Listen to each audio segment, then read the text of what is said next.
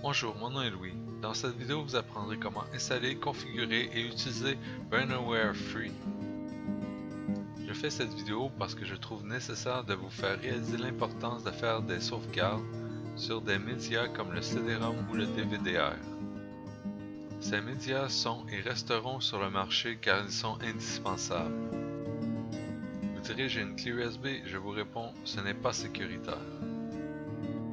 Avec un DVD-R enregistrable, vous ne pourrez pas faire l'erreur d'effacer un fichier ou même un répertoire en entier. Car une fois la session du disque fermée, il est sécuritaire tant que vous ne l'endommagez pas. Commencez par aller sur Google et chercher pour Burnaware Free Download.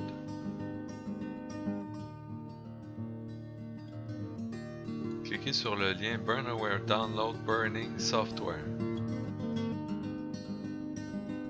Cliquez ensuite sur le bouton Download en vert pour télécharger le programme. Enregistrez ensuite le fichier où vous le trouverez facilement.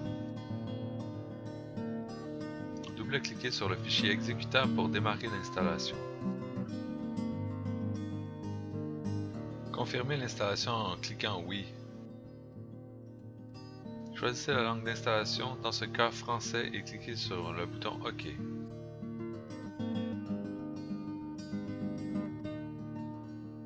Cliquez sur Suivant pour commencer.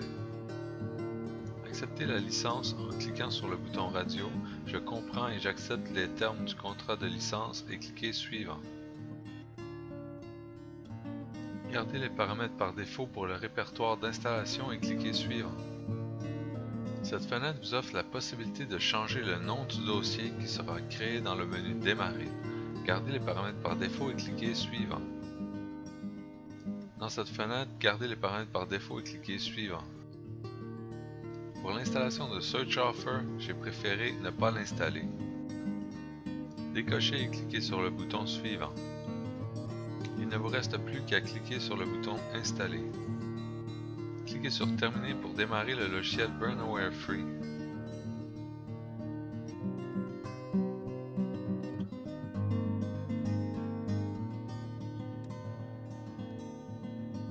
Ce logiciel contient plusieurs catégories dont Données, Multimédia, Images disques et Utilitaires. Commençons par configurer Burnaware pour la création d'un disque de données. Cliquez sur le bouton Disque de données. N'oubliez pas d'insérer un disque vierge dans le graveur pour être capable de suivre cette vidéo. Cliquez sur le bouton Options pour commencer la configuration des paramètres. L'option Utiliser la vitesse la plus basse est là pour deux raisons. La première, vous l'utilisez quand vous avez des problèmes à écrire avec certains disques de moins bonne qualité. La deuxième, plus vous gravez lentement et plus la gravure est profonde, ce qui vous permet d'augmenter les chances de récupération lorsque les disques sont endommagés. Finalisez le disque, je vous recommande de cocher cette option. C'est cette option qui détermine si vous pouvez écrire une deuxième session sur le même disque. En cochant cette option, il vous sera impossible d'écrire ultérieurement. À vous de voir si vous voulez éjecter le disque en fin de gravure. Pour l'option Vérifier les données du disque en fin de gravure, il se pourrait qu'il y ait une erreur. Si vous cochez cette option, Burnaware vérifie les données sur le DVD et les compare avec les données d'origine sur votre disque dur par exemple. Vous direz c'est plus long pour terminer le processus, mais c'est mieux que de perdre des données ou de les voir gravées avec des erreurs à cause d'un DVD défectueux. La protection contre les ruptures tampons. Burnproof est une technologie développée par Sanyo qui permet à l'enregistrement du disque compact de s'arrêter automatiquement en cas d'interruption imprévue, puis de reprendre l'enregistrement. Le contrôle de puissance optimale. Le CPO vérifie la puissance d'écriture et la réflexion appropriée des médias en service, calculant la puissance du laser pour qu'il soit optimisé en l'ajustant pour une écriture particulière. La taille du cache, c'est la quantité de mégaoctets mis dans la mémoire tampon pour fournir le graveur pour l'écriture des données. Le nombre de copies représente la quantité de gravure que vous voulez faire pour une session.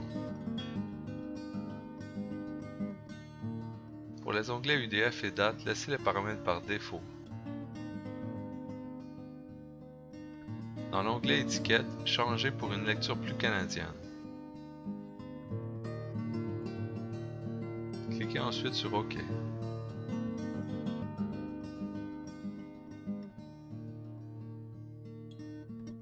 Pour graver, vous devez d'abord ajouter des fichiers ou des dossiers. Cliquez sur le bouton Ajouter pour commencer. Il y a deux méthodes pour sélectionner des fichiers. Tenez enfoncé la touche CTRL du clavier et cliquez sur les fichiers à ajouter. Ou sélectionnez le premier fichier de départ, tenez la touche Shift du clavier et sélectionnez le fichier de fin. Notez que vous avez la possibilité de changer la façon dont les fichiers sont affichés. Vous pouvez sélectionner en icône, sous forme de liste ou en détail. Si vous êtes plus habitué, en détail s'avère le mieux, car cette configuration affiche aussi la taille des fichiers. Une fois les fichiers sélectionnés en bleu, cliquez sur le bouton Ajouter. Quand vous aurez terminé, cliquez sur le bouton Fermer. Notez que l'espace libre qui sera disponible après la gravure est affiché en mégaoctets en bas de la fenêtre. Vous pouvez maintenant démarrer la gravure en cliquant sur le bouton Graver. Vous avez alors l'option d'arrêter le PC une fois terminé. Si vous utilisez cette option, assurez-vous de fermer les autres applications car vous pourriez perdre des données.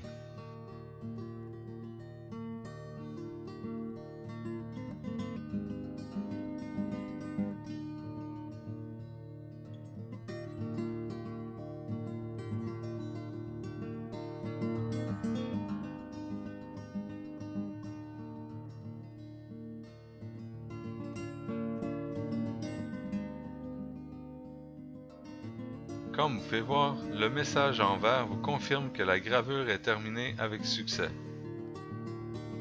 Après cette étape, la vérification des données débutera.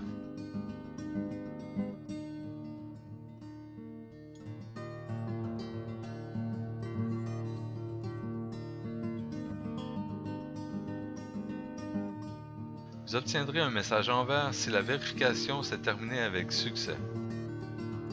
Pour retourner à la fenêtre précédente, cliquez sur le bouton Avancer.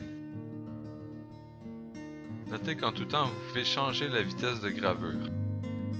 Je vous recommande 8x pour les DVDR.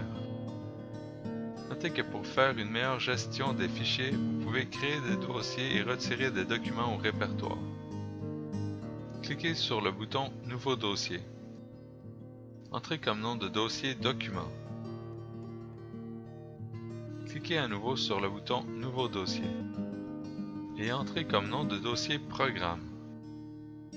Double-cliquez sur le dossier Document pour entrer à l'intérieur. Vous pouvez maintenant ajouter des fichiers et dossiers dans ce répertoire, en faisant comme précédemment dans la vidéo.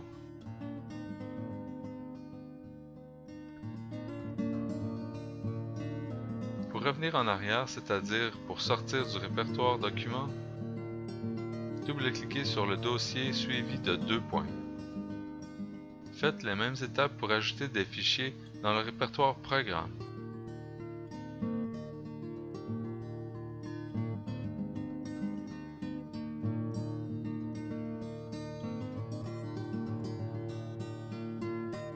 Pour le bouton Retirer, faisons comme si nous avions ajouté un document en trop.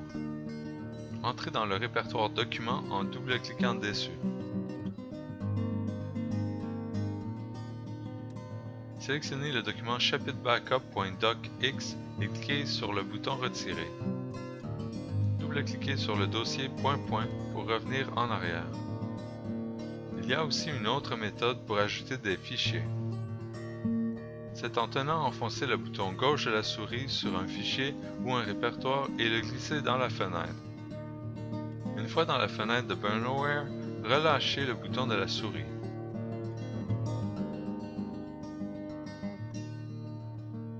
Voilà, vous êtes prêt à graver votre DVDR.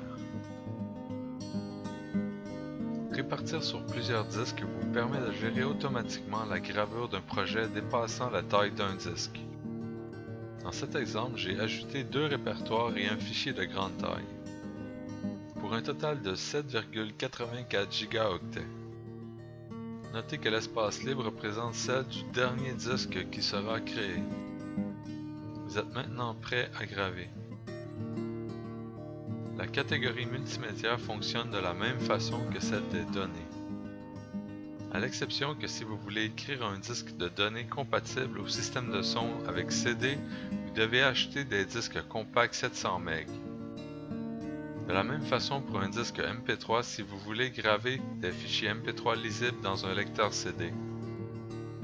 Sinon, disque MP3 vous permet de créer des DVD MP3 pour être lus par un ordinateur. Vous pouvez aussi créer des DVD vidéo sans problème pour être visionnés par votre appareil Blu-ray. La section Images disque vous permet de graver des fichiers ISO. Une image ISO est un fichier d'archives nommé également image disque. Elle est composée d'une copie conforme d'un disque optique acheté dans le commerce. Préparons par exemple la gravure d'un ISO de Windows FR. Cliquez sur le bouton Graver ISO. Cliquez sur le bouton Parcourir et sélectionnez le fichier ISO.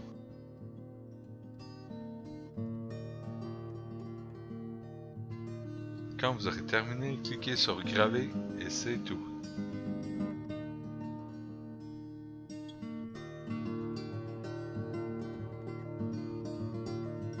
Copier vers ISO vous permet de faire une image d'un DVD que vous avez acheté ou créé vous-même. Créer une image ISO. Créer une image ISO à partir des fichiers et des dossiers que vous avez ajoutés. La catégorie utilitaire permet d'effacer un disque réinscriptible, mais ce n'est plus très utilisé vu que le prix des DVD-R est rendu à prix fort abordable. Vous pouvez aussi voir les informations d'un disque inséré dans le lecteur ou vérifier le disque pour des erreurs.